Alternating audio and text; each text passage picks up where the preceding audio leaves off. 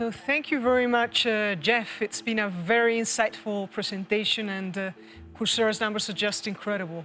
When you were presenting, it came to my mind something that is repeatedly said at technology conferences. You know, Uber, the largest taxi company in the world, has no cars. Airbnb, the world's largest accommodation provider, owns no real estate.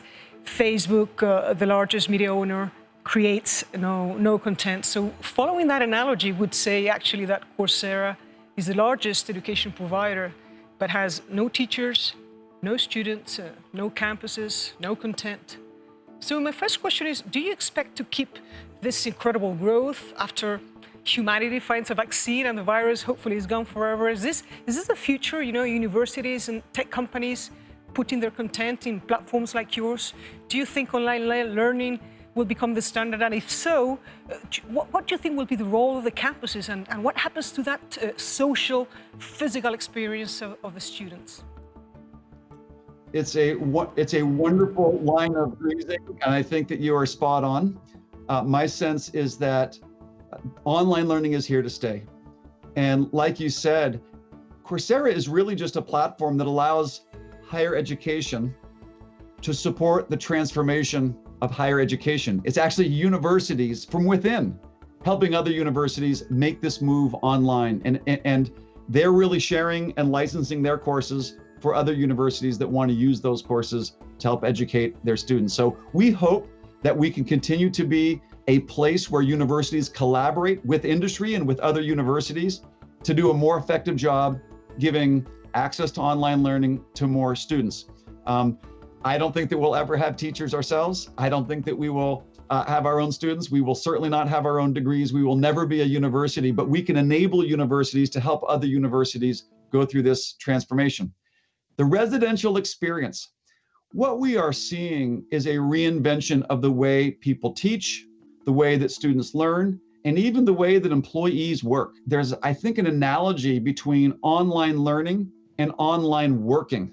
And just as we will never go back to the office 5 days a week and work in the same way that we used to work, I don't think that we will ever go back to a world where there's no online learning.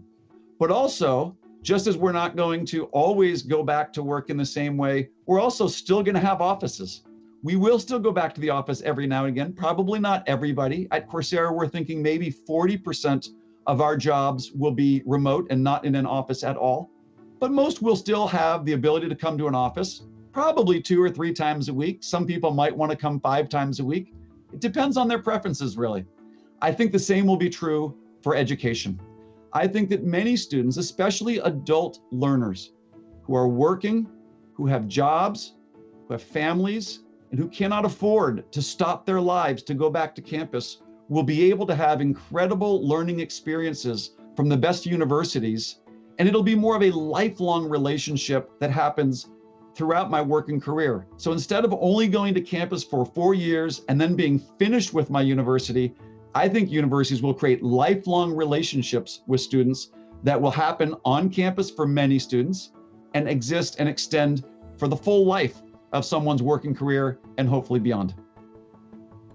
It's interesting because we've seen in your presentation that Coursera has a wide catalog of courses from many universities in different disciplines. I think I saw 1,000 courses in business, 800 in data science, and so forth.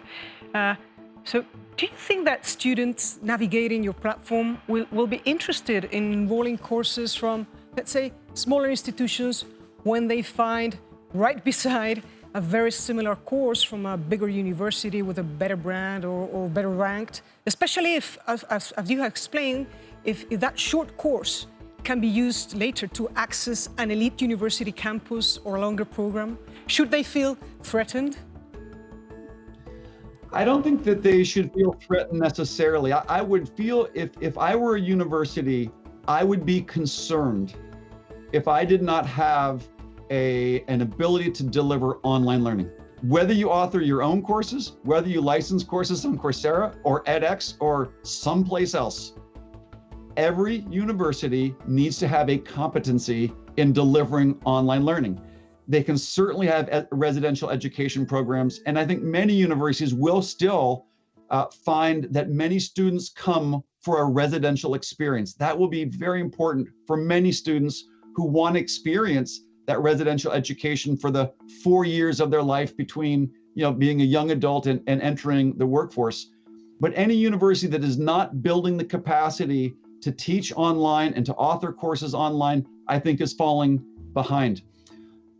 How's the competition and the competitive landscape going to settle out? I think what's going to happen is that universities will really have to spend more time thinking about what do we offer that is particularly valuable? What discipline, what experience, what professors, what research, what relationships with other institutions like employers or nonprofits or government agencies, what experience and what knowledge can we give to students that's unique? And I think they're going to focus on those things they're good at, and then they will partner and collaborate to fill in the gaps with other universities who do other things well. Okay. And in your presentation also you have showed that low-skilled jobs are the ones hit hardest by the virus. Jobs performed by qualified people holding bachelor's degree have been less vulnerable. And in addition to this, low-skilled jobs are the ones with the highest risk of automation. They will be done by robots in the future. And despite the data you have showed in the Google IT support certificate, MOOC reports normally show that the average learner is someone that already has a university degree or a college degree, or at least a significant educational background or professional experience. So do you think MOOC platforms are essentially for lifelong learners? What are the challenges to reach the unskilled? Because if finally online courses don't impact the disadvantaged people with a low educational background, maybe we would have to face critics saying that MOOCs are widening the digital divide, by reskilling the already skilled and not closing the gap. I think that that's a very valid concern if Coursera did not expand and innovate the kinds of content on the platform and the audiences that we reach. Certainly in the first 5 years of Coursera's life, from 2012 through 2017, it was almost exclusively university content in advanced subjects being learned by people who have bachelor's degrees already, and some have master's degrees and PhDs.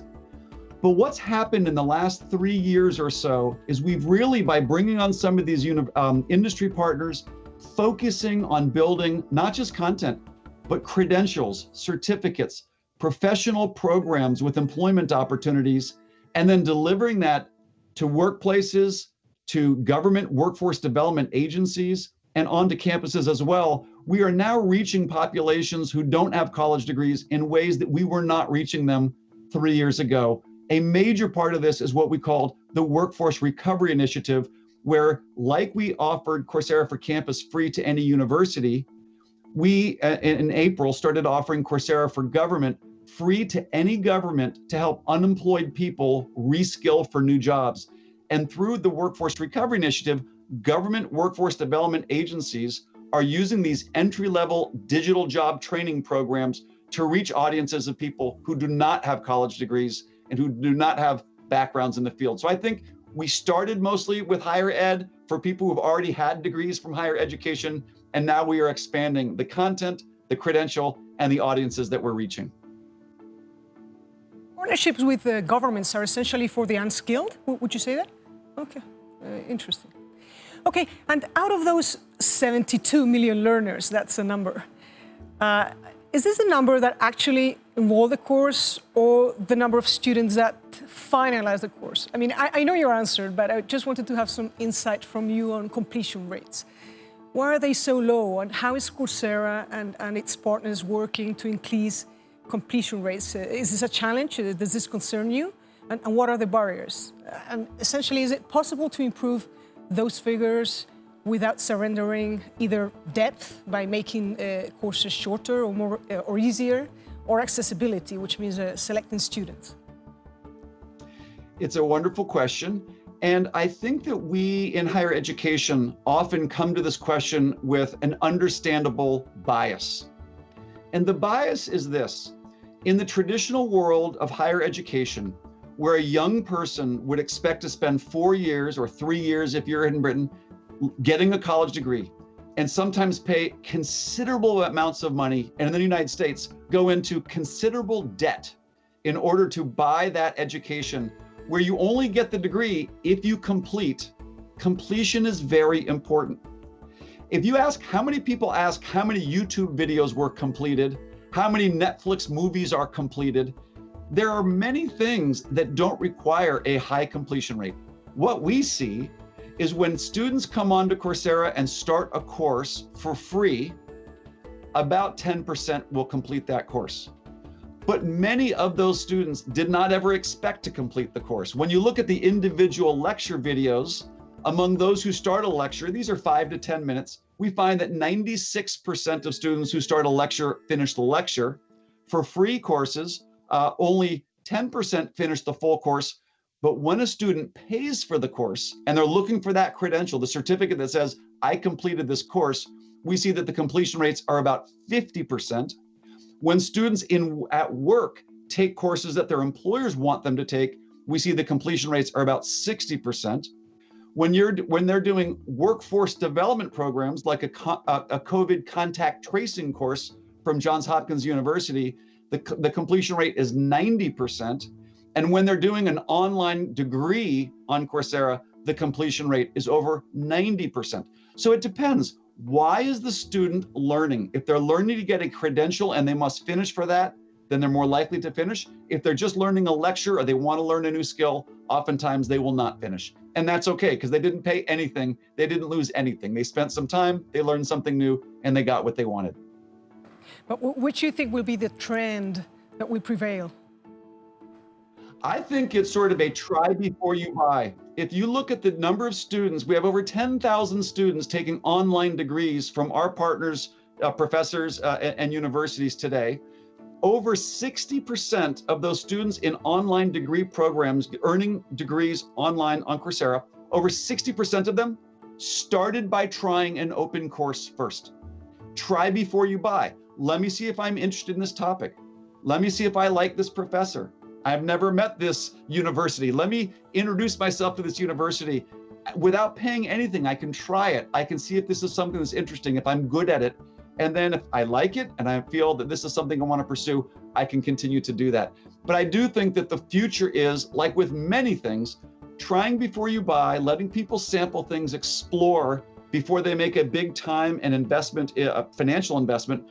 I think that's going to work. And most people studying on degrees online will have started in some shorter open course online. Nice. So let's now talk about stackability, which is a trend that interested me a lot, and I think the audience will appreciate your comments on it. For those not familiar with the word, it means, as Jeff has showed in his slides, cutting long programs into shorter modules, which give students credentials, and then allowing them to accumulate or stack them together at their own pace. How do you see this trend? Because it seems to me it can be a huge source of innovation. Do you see it that way? It is. You know, once you take something that was once monolithic and you can break it into modular pieces, and you can recombine those pieces, even across institutions, even across schools and colleges, even across industries, suddenly the number of combinations and possibilities really opens up. So I would encourage those in higher education to think about stackability in a few ways. For sure, building a degree online, and at the time that you design that online degree, thinking about what will be the modules that people can take as discrete parts of the learning process that can then stack into this full degree, that makes good sense. Building a stackable degree from the outset makes good sense. Another thing that we're seeing, and University of Michigan is doing a wonderful job here, they have multiple degrees on Coursera, and each of these degrees is stackable in the degree, but now they're starting to mix and match pieces across degrees. So they have a Master's of Public Health, they have a Master's of Applied Data Science, they just announced a Master's of Population Science, and they're starting to mix the different pieces, all from Michigan and all part of online degree programs, but now they're starting to mix pieces of their degree programs for interdisciplinary stackability, still within the institution of University of Michigan and still only within online degrees, but across colleges at University of Michigan. We also have industry to higher education stackability. That's something that the two parties did not agree on ahead of time, but University of London looked at the Google IT cert and says, we can articulate credit to that Google IT certificate. So you can have stackability across institutions that was not predetermined. And then another thing that I think is really exciting with universities is many universities, in a sense, are allowing their students to take courses from universities on Coursera and have that count as credit towards an on-campus college degree. That's almost a sort of stackability as well. Taking an online course from a Duke and having it count towards a degree at NMIMS University in India is a way of multi-higher educational institution stackability. So you expect actually students, let's say, mixing programs and certificates or modules, from one university with another and with industry, tech companies like you cited, and also offline and online? Is this going to be actually the what the future is about? Absolutely. We now have almost 4,000 colleges and universities around the world using our partners' courses as part of their on-campus program, which has now been moved online. Well more than half, I want to say about 75% of those universities, especially in India and Latin America, are actually offering credit towards their degree for students who finish courses on Coursera. It's not up to the student whether it's stackable, it's up to the institution whether it's stackable. Since the institution determines what counts as stackable credit towards the degree that we confer to our students, they will decide what they award credit for or not. So I think the idea that students will actually piece together different modules for credit, that's probably not going to happen. The higher education institutions still will own the integrity of their credential, of their degree. They will determine for what type of learning and credentials they will articulate credit, and the institution will be the ones who design and control stackability. Yeah, this is very interesting. Now let me change. I'm not going to ask you what is the valuation of Coursera, but you have way past unicorn valuation. What is the core competence of Coursera today? I'm sure it's not the same as 10 years ago, but regarding technology, I would like to know, what are the most important challenges for you right now? Is it data analytics or learning analytics? Is it technologies for student authentication? Maybe incorporating technologies like gaming, virtual reality, augmented reality, more collaborative tools in regards of the retention and engagement of students. What are your tech challenges of a platform like yours? Well, there's what are our challenges and core competencies, and then also what are the technology challenges and core competencies. Let me start with the broader question of what does Coursera need to do well in order for us to continue to serve students and our partners. It really is a continuation of what started with Andrew and Daphne. They were both computer scientists at Stanford when they launched Coursera in 2012. The core competence was really two things. One is being very good instructors who can create online instruction that students around the world wanted. And the second was building an online learning experience so that students who took those courses can master the knowledge and the skills needed to complete the courses. And to a large degree, that's still what this is about. We need to continue to provide better tools for our partners to author high quality content that's available on the platform. We need to continue to expand the ways that students can learn. And a lot of that is mobile, a lot of that's offline. We've been making a lot of investments in Coursera Labs. We believe that hands-on learning, the application of that knowledge that universities are so good at teaching, to be applied using job-relevant tools, software tools with data sets, especially in a world of digital transformation and cloud computing. Applying skills with real-world tools is very important. We're spending an awful lot of time and money building Coursera Labs, both for students in university as well as working professionals. And then a third thing that we are really focused on, it's kind of basic, but we're trying to really extend the reach for our partners. Our university partners want to reach students all around the world. They want to reach learners in the workplace as well. So growing our reach, helping our partners take their professors their content and their credentials and reach every corner of the world is a major part of what we're focused on as well. You have said in your presentation also that COVID has accelerated change in universities. You have explained it very beautifully with all the icons. And one of those challenges, if not most, is student employability.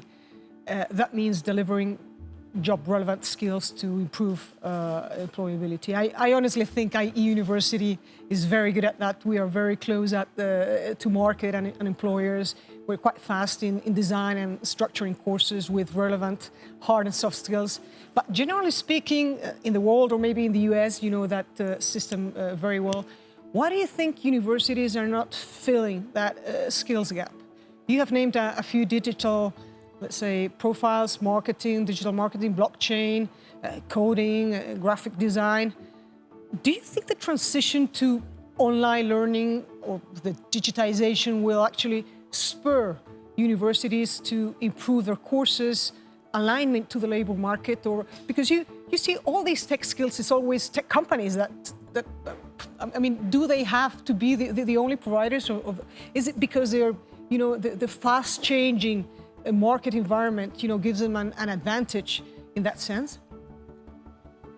I think that the fast-changing environment is the root cause of why it's so hard to keep up with employers' needs. Depending on where you go in the world, some employers will say that the college graduates of certain universities are sort of well-trained for their jobs. Others will say, you know, not as well-trained. I believe, and you know, so I went to college and I was an English major and I double majored in English and quantitative economics. I loved the liberal arts. I love humanities. I also know that learning how to use computers and program computers and learning statistics is also very important. My sense is that what universities are very, very good at, distinctively good at, is pushing the boundaries of human knowledge, being pioneers in research, knowledge, theory, concepts, frameworks. These things are durable. These things are transferable. In a world that's rapidly changing, knowing how a certain system works can very well be the key to solving a problem in a different domain. And so I personally think it's really important that universities continue to be on the cutting edge of research and focused more on knowledge. I think what's beautiful about where we're heading is that through collaboration, universities can continue to do what they do well, which is that deep, durable knowledge that's not specific to one technology tool or another technology tool. Let industry do the tools training. Let universities break new ground in the frontiers of knowledge. And then what you have, I think, is a wonderful partnership where universities are teaching and breaking new ground in knowledge, and the companies are helping students apply that knowledge to specific tools with specific business contexts and specific data sets. To me, that's the beauty of courses from universities and projects from industry. I mean, for me, it seems very simple, but we see many of the universities saying, you know, we're going to continue to teach those theoretical courses, and we're going to use a lot of these projects from Coursera as industry partners just to make sure that our students have those skill tools. We're not going to have to teach them, though. We can get that on Coursera. But okay, seeing, you know, how Coursera has evolved and all these partnerships and a wide range of courses, would you define yourself today as a MOOC platform? And if so, what is for you, Jeff, at MOOC today? Because it seems to be that every single letter is negotiable. You know, massive. What does massive mean today? Open is free. Open is a free entrance, a free cost. Online, you know, course. What is for you a MOOC? And do you think Coursera today, where you are today with 72 million learners, all of you have achieved, is it a MOOC platform?